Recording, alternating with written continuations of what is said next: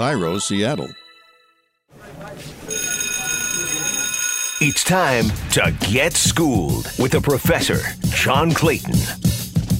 Welcome to Schooled with the Professor, and we are pleased to be joined by John Nordstrom, who's going to educate us certainly on what's been the history of this franchise, and really at a very appropriate time, John, because we just on Sunday celebrated the 20th anniversary of Paul Allen getting involved with this franchise. You had so much to do with that. Could you talk about how you got Paul Allen to buy this team and what it's meant to the city?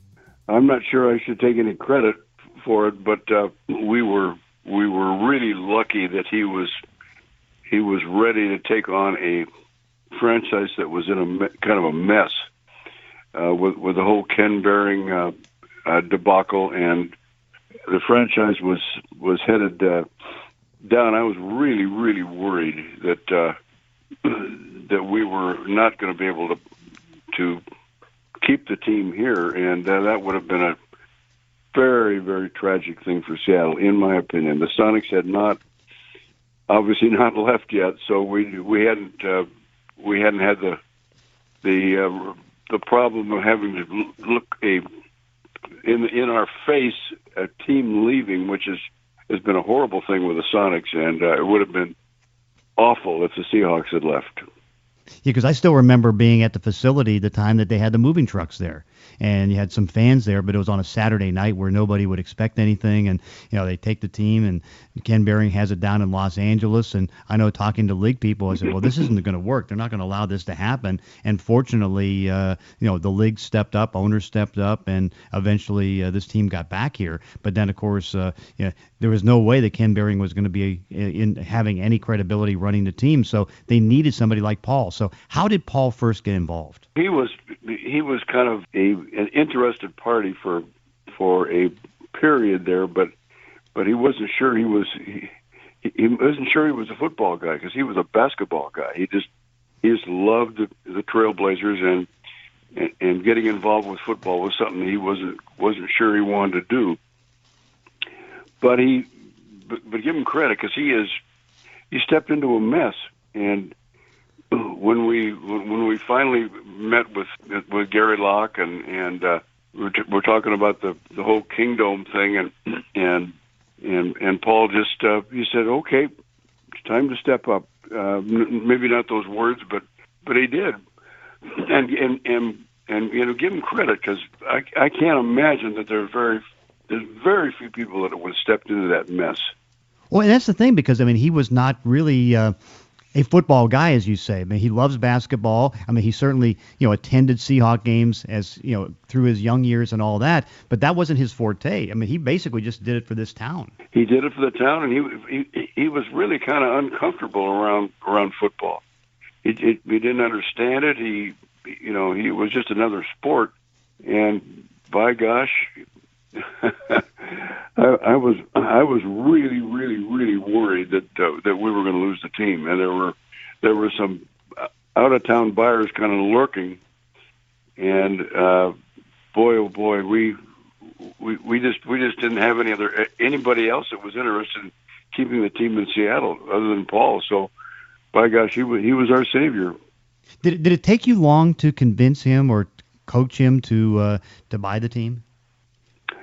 Well, I don't think anybody does a selling job on Paul. I think he makes up his own mind, and I was a little surprised that he came around as quickly as he did. I don't think we had to do much of a selling job. He just said, we're just going to do this for Seattle, and that's the way it is. And then how long did it take just to try to get everything together so that this sale could happen? Well, as you recall, the problem was the Kingdom and the new stadium, and he just wasn't gonna buy the team if he had to play in the Kingdom, and I completely agreed with him. That was not going to work. So we went through the campaign, and unbelievably, we got over 50% of the people in the state, not just in the city or the county, but the state, to vote for spending. I think it was something like $300 million of taxpayers' money on a new stadium. And of course, today that would never have happened.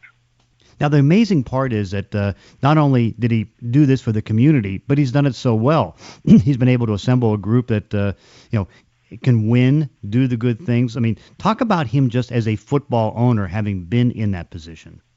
Well, I think he quietly understands how to manage people, and he realized that there again, and I think and bless his heart, we have Bob Whitsitt, who was a basketball guy, kind of running the team, and so Paul, I frankly I can't remember how he found him, but he found Todd Lewicki, and Todd, of course, was a hockey guy, which was kind of a surprise, but he came in and understood how to organize the team.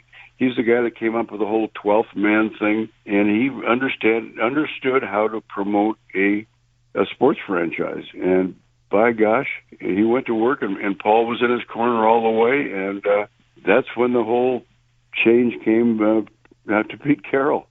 And of course, as you recall, Pete Carroll was not a popular choice locally among sports fans because number one, he was USC, and number two, there's all this talk about recruiting violations and that type of thing, which I'm not sure were ever well founded. But by gosh, he came in, and then on top of that, he and Paul and Todd came up with John Schneider, who was another a gold-plated pick. So you put those two guys together. I remember talking to Todd when John and Pete finally got together, and he said those guys, they immediately clicked, their personalities, and he said they went into the draft room, the two of them, and they'd sit there for hours and hours and just talk and get on the same page. And that's where all this good chemistry came from. I think it was, and give Paul credit, he let it happen. He wasn't taking credit. He was just letting it happen, and it was just wonderful. Well, and that's the amazing part. Now, obviously you don't know exactly how many decisions Paul gets involved with because he hires people to make those decisions. But here was Jim Moore as a one-year coach, and it seemed like Paul said, no, I need to do this. And so can you know how he went about thinking about Pete Carroll or how that all transpired? Well, I think it really came from Todd, and because Paul had so much confidence in Todd Lewicki, when Todd said, this is what we should do, Pete wants to come and we can get him, and he would be absolutely perfect for this franchise. And Paul said, okay, let's do it. And it was it was a big step, but by gosh, he went along with it, and give Todd a lot of credit here. He orchestrated the whole thing, and the fact that your owner went along with it, I think, was fantastic. Describe how Paul is as an owner, because you've been in that position. You never see him at owners' meetings. Obviously he spends a lot of time with the Sonics, or not with the basketball team in Portland, and trying to just he lets the people run it, but that's so unique. But also he's got the money to be able to make everything right. I think the money's fine, but I think and that's great but there's a lot of rich owners in the league that don't let the team run correctly. I really think he really understands what's important to get involved in and what's not important. He's very involved in the business part of it and the financial part of it, and it's very quiet. Peter McLaughlin and Paul, I'm sure, talk constantly, and you can see that our foundation, our business foundation in the Seahawks is grade A. And then when it comes to football, I think John Schneider and Pete and Paul talk when it's necessary. And I think they fill him in on all major decisions. And I'm not sure they bother him too much with minor ones, but because I'm not sure he's interested. But any major decision, they have to get Paul's approval. And by gosh, he's really been super. I think he said no on some things, but I frankly don't know what they are because he's so quiet about it.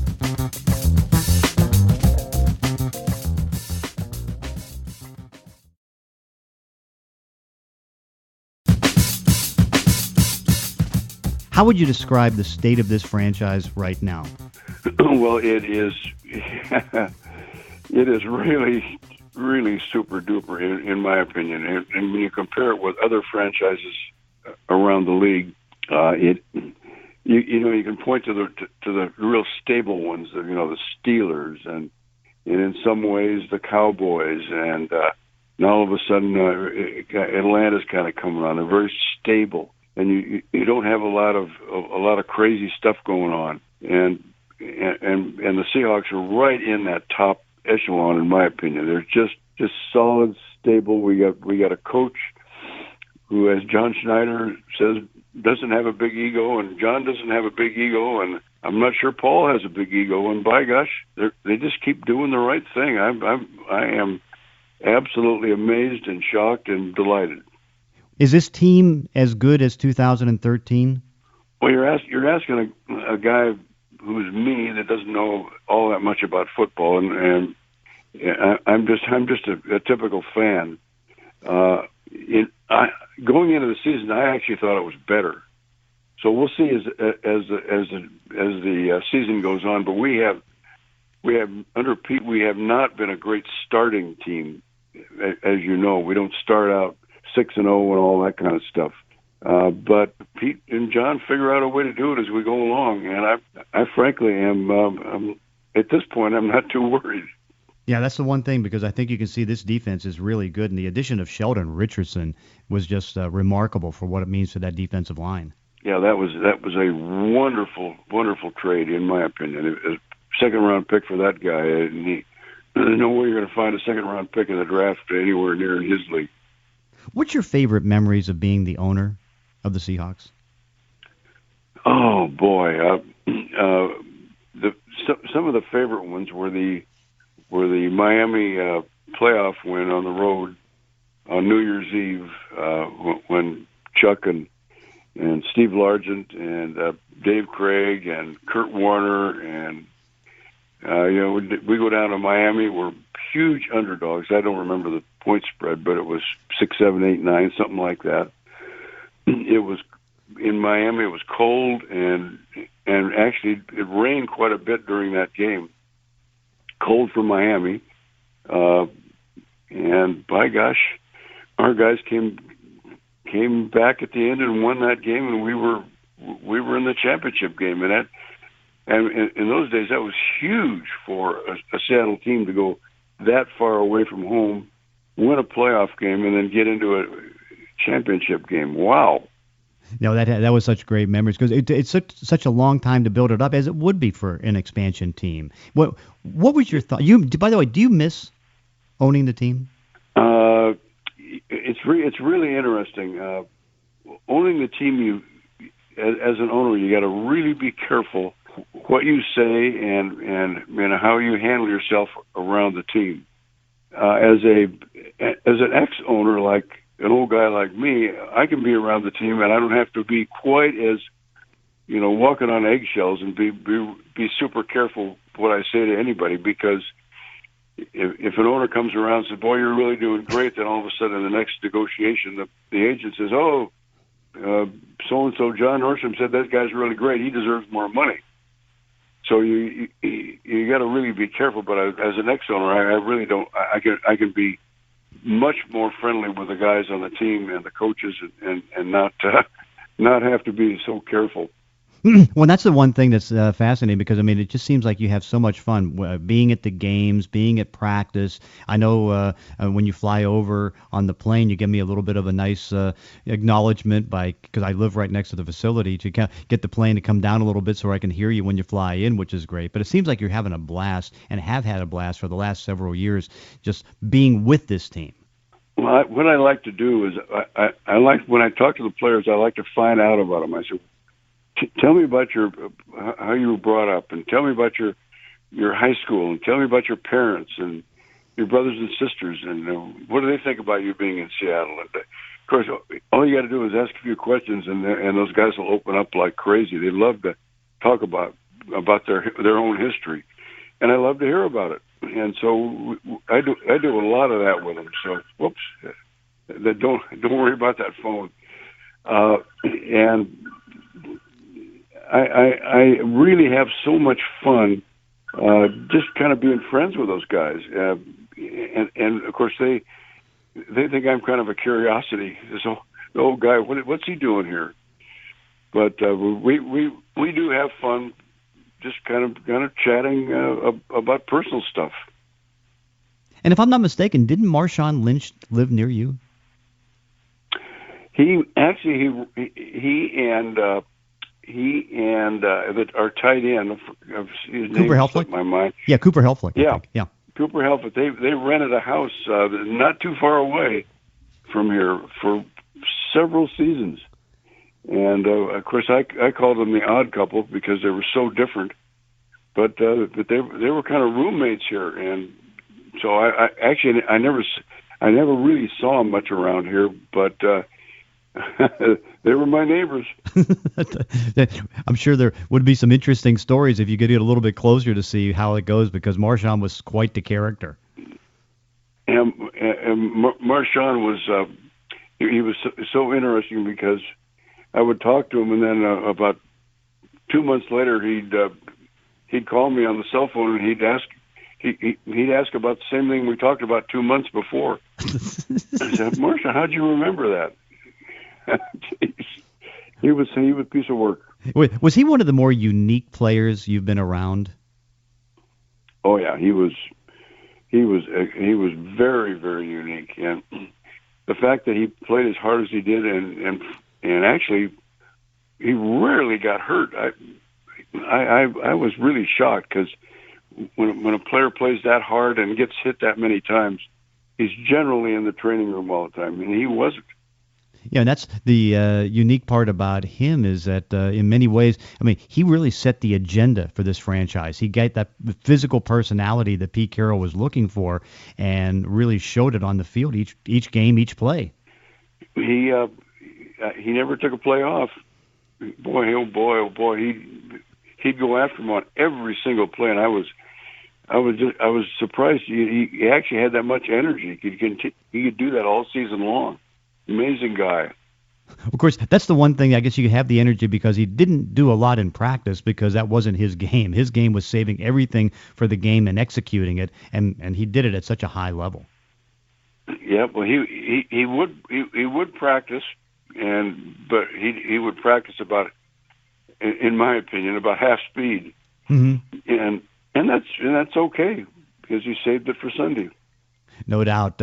What's your thoughts on Russell Wilson and where he ranks in the hierarchy of quarterbacks? Well, of course, I'm very one-sided on this. I just think he's really, really special, and we're so lucky to have him. And anytime anybody criticizes him, the hackles go up on my neck, because I think he is really, really super special. Because you know how hard he works, and boy, I think you got an example. Even though it wasn't his best game on Sunday, when needed, he steps up, takes control of the game, and gets that fourth quarter victory. Well, and then those guys keep dropping the ball on him. Oh my gosh, poor guy. If it were me, I'd say, "Come on, guys, I put the ball right in there, catch it." And he just keeps coming. He is very, very special guy. We're so lucky to have him. And John, we're so lucky to have you, because, I mean, you got the NFL here to Seattle. You were able to get it back, too, and make sure that it was in good hands with Paul Allen. John Nordstrom, thanks for joining us. Thank you, John. It's been fun. And that does it for this week's podcast. In between episodes, you can follow me on Twitter at Clayton ESPN. If you enjoy these weekly one-on-one conversations, consider leaving a review on iTunes or wherever you're listening to the show. Thanks for listening. See you next time on Schooled with the Professor.